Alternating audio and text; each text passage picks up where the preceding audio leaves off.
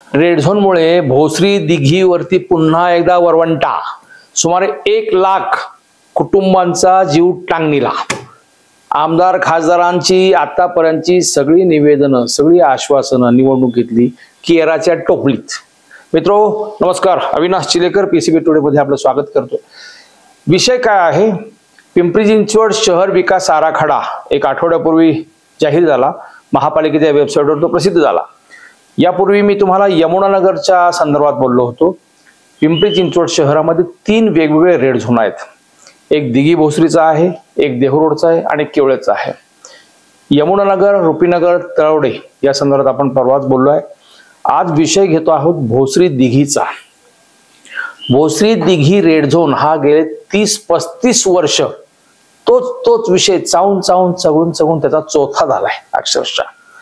म्हणजे दिघीच्या magazine depot मध्ये भूमिगत दारुगोळाचा मोठा साठा आहे, प्रचंड मोठा साठा आहे. मग देशाच्या सुरक्षेच्या दृष्टीने ते अत्यंत महत्वाचा विषय आहे. त्या दारुगोळा कोठारापासून 1100 मीटर पर्यंत, 1100 यार्ड पर्यंत जो परिघ आहे, संपूर्ण सर्कल आहे, ते संरक्षित क्षेत्र आहे, म्हणून त्याला रेड झोन म्हणतात. हा रेड झोनची हद्द जी आहे 1100 ती 500 पर्यंत कमी करावी अशा मागण्या आतापर्यंत वारंवार झालेल्या आहेत. प्रत्यक्षामध्ये तो अद्यापर्यंत त्या मागणीतला काहीही पूर्तता होत नाही.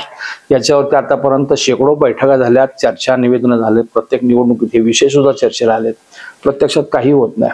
आत्ताच्या शहर विकास आराखड्यामध्ये, सुधारित शहर विकास आराखड्यामध्ये पुन्हा एकदा 1100 यार्डचीच हद्द कायम करण्यात आलेली आहे. त्याच्यामुळेच त्या 1100 यार्डच्या हद्दीमध्ये, रेड झोनच्या हद्दीमध्ये यापुढेही बांधकाम परवानगी मिळणार नाही. कुठलाही विकास महापालिकेच्या सार्वजनिक विकास सोडतात तिथले आरक्षण ती विकसित करण्याचा काही प्रश्नच येणार नाही. रस्ता, पाणी, लाईट ह्याच्यापासून सगळेच प्रश्न निर्माण होणार आहेत. तिथल्या प्रॉपर्टीची जी व्हॅल्यू आहे, किंमत आहे, त्याची किंमत सुद्धा शून्यावरती आहे. खरेदी विक्री व्यवहार होऊ शकत नाही. रीतसर खरेदी विक्री व्यवहार तिथे होऊ शकत नाही. अवैध पद्धतीने लागेल ते होतील. पण ओव्हरऑल संपूर्ण जर पाहिलं तर तिथल्या लोकांना जागा खरेदी विक्री करायची किंवा बँकेचं कर्ज घ्यायचं तर ते कर्जही मिळू शकत नाही. कारण का, डीपी ओपिनियन मध्ये ना विकास क्षेत्र म्हणजे नो डेव्हलपमेंट झोन अशी त्या संपूर्ण परिघाची व्याख्या आहे. त्याच्यामुळे तिथे कुठलेही बांधकाम परवानगी नाही, कर्ज मिळणार नाही. त्या लोकांची हालत आहे. गेल्या 30-35 वर्षापासून हा विषय असाच कायम आहे. लोकसभा असू द्या, विधानसभा असू द्या किंवा महापालिका निवडणूक असू द्या, आतापर्यंतचे खासदार, आमदार, नगरसेवक, महापौर सर्वांनी भरपूर आश्वासनं दिली. प्रत्येक निवडणुकीत सांगितलं जातं 1100 यार्डची ही रेड झोनची हद्द 500 यार्ड पर्यंत करणार. प्रत्यक्षात काय झालं? काहीही झालेलं नाही. आता तर ह्या शहर विकास आराखड्यावरती त्याच्यावरती शिक्कामोर्तब झालंय की 1100 यार्डच्या खाली तो 500 यार्ड येण्याची सुतराम शक्यता नाही. त्याच्यामुळे आतापर्यंत दिलेली आश्वासन सगळी फोल ठरलेली आहेत. मुळात सुरुवातीला हा रेड झोन आहे काय, साधारण किती परिघ आहे, त्याचं एक साधारण कल्पना यावी म्हणून मी तुम्हाला एक वाचून दाखवतो. कुठून कुठे हे रेड झोनची हद्द आहे. पुणे नाशिक हायवे, ज्यांना माहिती आहे, पुणे नाशिक हायवेवरचं सद्गुरुनगर, थोडक्यात दहडी वस्तीच्या पलीकडचा भाग, तिथून तो सुरुवात होते त्याची. म्हणजे थोडक्यात रेड झोन तो आहे, दिघी रेड झोन आहे तो मॅगझिन डेपो दिघीच्या जवळ आहे. आपण भोसरी दिघी, भोसरी आळंदी रस्त्यावरती तिथे जर पाहिलं तर तो त्याच्या कंपाऊंड आपल्याला दिसून येतं. एक ह्याची भिंत दिसून येते. तो रेड झोन तिथून 1100 यार्ड पर्यंत कुठपर्यंत आहे तर पुणे नाशिक हायवेच्या बाजूनी सद्गुरुनगर, पुढे रोशल गार्डन, तिथे ते रोशल गार्डन मंगल कार्यालय, रोशल गार्डन, तिथून परत आतमध्ये महादेवनगर, गोळवे यांची मोकळी जागा, त्याच्या मागची बाजू, पूर्ण चक्रपाणी वसाहत. चक्रपाणी वसाहतीचा 100% भाग याच्यामध्ये येतो. त्याच्यामध्ये कोणता शिवशंकर नगर, साईनाथ नगर, नवनाथ नगर, रामनगर, देवकर वस्ती, गणराज कॉलनी अशी संपूर्ण चक्रपाणी वसाहत त्या रेड झोन मध्ये बाधित आहे. पांडवनगर, 52 खोल्या, DR गव्हाणे पेट्रोल पंपाच्या मागच्या बाजूने, म्हणजे थोडक्यात आळंदी रोडच्या दिशेने, आळंदी रोडचा पलीकडचा भाग, DR गव्हाणे यांचा म्हणजे पेट्रोल पंप आहे, तिथून थोडे रामनगर रस्त्यापर्यंतचा भाग, बनाचा ओढा, सहकार कॉलनी, दिघी, सहकार कॉलनी दिघीमधली, स्वराज कॉलनी, गजानन महाराज मंदिर म्हणजे गजानन महाराज नगर जे आहे, गजानन महाराजांचं मंदिर तिथे, गणेश कॉलनी, दत्त कॉलनी, भारतमाता नगरचा भाग, सावंत नगरचा भाग, मॅगझिन चौक म्हणजे जो आळंदी पुणे रस्ता जो आहे त्याचा मॅगझिन चौक, दिघीचं महादेवनगर, वाळकेमाळा, साईनाथ नगरचा भाग, मॅगझिन चौकापासून लक्ष्मीनारायण नगर, सयाजीनाथ महाराज शाळा, नंतर पुढे माऊली नगर परिसर, जयवंत नगर, टिंगरे इंडस्ट्रियल इस्टेट परिसर, खडी मशीन रोडच्या अलीकडचा परिसर, वखार महामंडळ, पांजरपूल आणि पुन्हा रोशल गार्डन म्हणजे सद्गुरुनगर, असा हा संपूर्ण गोल परिघ त्याच्यामध्ये आहे. वखार महामंडळाचं गोदाम आहे ते फक्त त्यातून बाजूला सुटलेलं आहे. म्हणजे हा परिसर जवळपास इथे 1 लाख लोक राहतात. 1 लाख लोकांच्या जीवावरती ही टांगती तलवार पुन्हा कायम आहे. तोच विषय आहे त्यातला. म्हणजे खरं तर रेड झोनची हद्द कमी व्हायला पाहिजे, परंतु ती होत नाहीये. त्याचं कारण संरक्षण क्षेत्राने, संरक्षण विभागाने सांगितलेलं आहे, संरक्षण खात्याच्या मंत्र्यांनी सांगितलेलं आहे, 1 इंच ही जागा यातली देऊ शकत नाही. म्हणजे त्याच्यामुळे तो नो डेव्हलपमेंट झोन जो आहे तो कायम आहे. तिथे शाळा म्हणजे महापालिकेच्या शहर विकास आराखड्यातील एकही आरक्षण तिथं नाहीये. ना शाळा आहे, मंडई आहे, दवाखाना आहे, फायर स्टेशन आहे, उद्यान आहे, काहीच होऊ शकत नाहीये. तरी सुद्धा त्या भागामध्ये लोक अवैधरित्या प्लॉटिंग करतात, घरं घेतात, घरं बांधतात, हे चालूच आहे. पण तिथे जरी काही केलं, ना बांधकाम परवानगी मिळत, ना कंप्लिशन मिळत, ना कुठली खरेदी विक्री होत. हे अशा प्रकारचे संपूर्ण आहे. आता आतापर्यंत ह्या विषयावरती म्हणजे 1992 पासून तुम्हाला आठवतंय, 92 पासून हा रेड झोन कमी करावा म्हणून तिथे सुभाष खाडे म्हणून होते जुने कार्यकर्ते भाजपचे, ते प्रयत्न करत होते. त्यांच्याबरोबर बाकी त्या भागातले पंडित गवळी, नंतर इतर अनेक कार्यकर्ते, अमृत फराड दिवंगत माजी नगरसेवक, विरोधी पक्षनेते, त्यांनी सुद्धा भरपूर प्रयत्न केले होते. अंकुशराव लांडगे भाजपचे या शहराचे अध्यक्ष, त्यांनी सुद्धा फार प्रामाणिकपणे प्रयत्न केले होते. म्हणजे थोडक्यात भरपूर प्रयत्न झालेले आहेत, पण ते कमी होत नाही. त्याचं कारणच ते आहे. 1992ला शरदराव पवार ज्यावेळेस देशाचे संरक्षण मंत्री होते, याचेच मध्ये प्रेस कॉन्फरन्समध्ये बोलताना त्यांनी सहज सांगितलं होतं, आम्ही त्यांना प्रश्न विचारला होता की भोसरी रेड झोनचा कधी प्रश्न सुटणार आहे. त्यावेळेस देशाची लोकसंख्या 80 कोटी होती. पवार साहेब म्हटले होते, मला देशाची 80 कोटी जनता महत्वाची आहे. त्याचा गर्भित अर्थ असा होता, 1 इंचही रेड झोनची हद्द कमी होत नाही. मग शरद पवार यांच्यानंतर नरसिंहराव संरक्षण मंत्री होते, जसवंत सिंग होते, AK अँथनी होती, जॉर्ज फर्नांडिस, मुलायम सिंग, प्रणव मुखर्जी, अरुण जेटली, मनोहर पर्रिकर, अगदी निर्मला सीतारामन, आता अलीकडे राजनाथ सिंह, असे जवळपास 11 संरक्षण मंत्री होते. 11 संरक्षण मंत्र्याकडे आतापर्यंत लष्कराच्या बरोबर स्थानिक लोकप्रतिनिधींच्या शेकडो बैठका झालेल्या आहेत.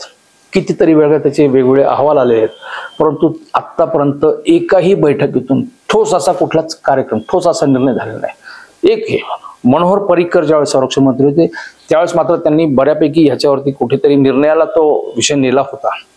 निर्णय होणार होता, पण दुर्दैवाने त्यांचं निधन झालं आणि तो विषय तिथेच परत पेंडिंग पडला. यांनी सर्वांनी आश्वासनं दिली होती, कमी करू, प्रत्यक्षात काही झालं नाही. आतापर्यंतचे आमदार खासदार, आता शरद पवार बारामती लोकसभा मतदारसंघ असताना शरद पवार साहेब ह्या मतदारसंघाचे पिंपरी चिंचवडचे खासदार होते, तेव्हापासून ते प्रयत्न करत होते.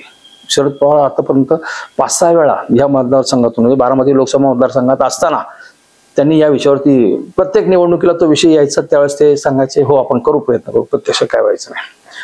शिवाजी आढळराव पाटील 3 टर्म खासदार होते. सुरुवातीला खेड लोकसभा मतदारसंघ म्हणजे 2009 पूर्वी, 2009ला आणि 14ला ते शिरूर लोकसभा मतदारसंघाचे होते.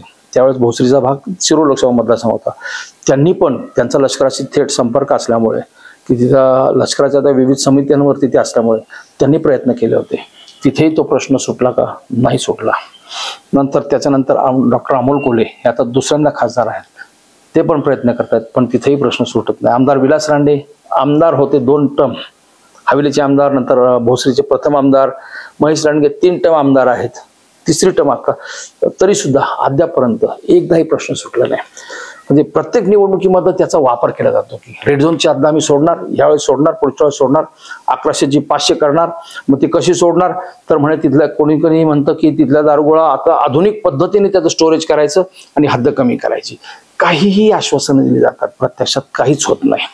आणि त्याच्यामुळे भोसरीचा अर्धा भाग याच्यामध्ये येतो. अर्धा भाग तुम्ही अगदी भोसरीचा जो आपला PMT चौक आहे, त्याच्या पुढचा आळंदीला जाणारा जो रस्ता आहे, त्या रस्त्याच्या कॉर्नरचा थोडासा पीस सोडला तर तो संपूर्ण चक्रपाणी वसाहत वगैरे तो संपूर्ण परिसर सद्गुरुनगर हा फार दाट लोकवस्तीचा परिसर आहे.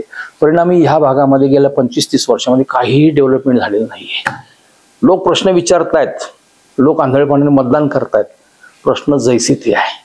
म्हणजे हे शहर विकास आराखड्यामधला हा विषय आहे, म्हणून मी जाणीवपूर्वक आता तो भोसरीवरती रेड झोनचा वरवंटा फिरला तेव्हापासून, म्हणजे 35 वर्षापासून हे जे दुखणं आहे ते आजही कायम आहे. महेश लांडगे हे सुद्धा भरपूर प्रयत्न करतात, पण प्रश्न सुटत नाही.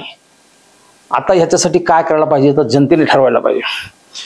पण हे इतकं महत्वाचं आहे की देशाच्या सुरक्षेचा प्रश्न त्याच्याशी थेट निगडीत असल्यामुळे, उद्या समजा भारत पाकिस्तान युद्ध झालं असतं तर पहिलं टार्गेट दिघी मॅगझिन डेपो असतो. कारण शत्रूच्या दृष्टिकोनातून आपल्या शत्रू राष्ट्राचा दारुगोळा कोठारं हे पहिलं टार्गेट असतं.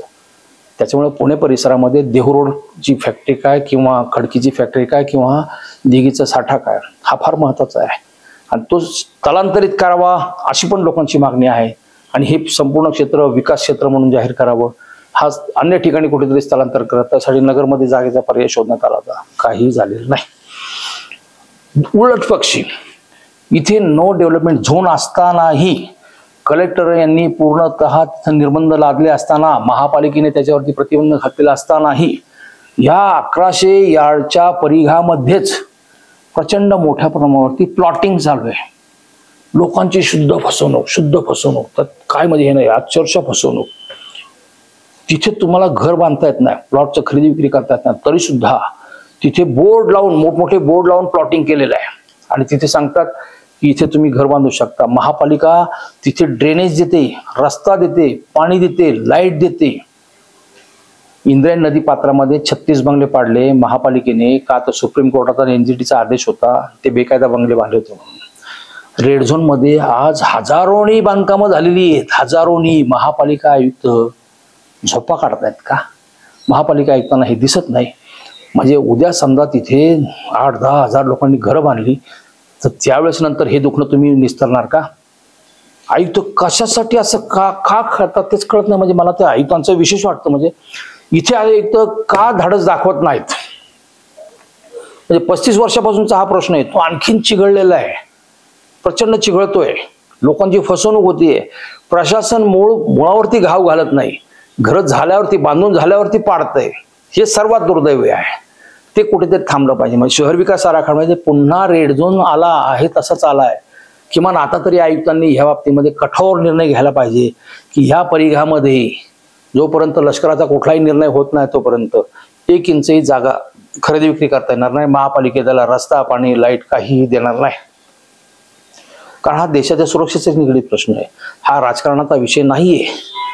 पण लोकांनी सुद्धा समजून घेतलं पाहिजे की इथे आपली फसवणूक होती, आपण कागदपत्राची पडताळणी केली पाहिजे. ते पण होत नाहीये. खरेदी विक्रीच्या जे उपनिबंधक असतात त्यांनी सुद्धा इथे खरेदी विक्री होणार नाही अशा पद्धतीने राज्याचे महानिरीक्षक, नोंदणी महानिरीक्षक त्यांनी सर्क्युलर काढायला पाहिजे.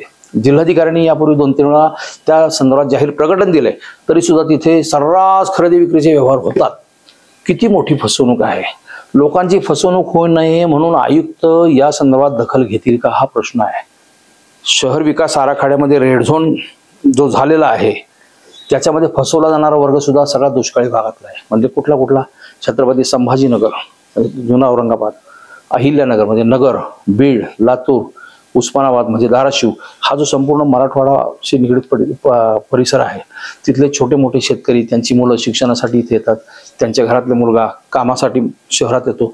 मग स्वतःचं घर असावं म्हणून तिथे स्वस्तात प्लॉट मिळतो. बाहेर तिकडे जर अधिकृत ह्याच्यामध्ये नाशिक हायवेच्या पश्चिमेला तर तिथे 30-40 लाख रुपये होत चालला, तिथे 10-20 लाखांनी फक्त तो मिळतो म्हणून तो घेतो. पण त्याला हे माहित नसतं की रेड झोन मध्ये आहे. अशा प्रकारची फसवणूक होते. हे कुठंतरी टळलं पाहिजे. म्हणून आयुक्त साहेब तुम्हाला विनंती आहे, रेड झोन मधील या बाबतीमध्ये तुम्ही गांभीर्याने घ्या. रेड झोनची जी हद्द आता निश्चित केलेली आहे ती जर तुम्हाला खरंच सुरक्षित ठेवायची असेल तर त्या बाबतीमध्ये तुम्ही गांभीर्याने विचार करा. धन्यवाद.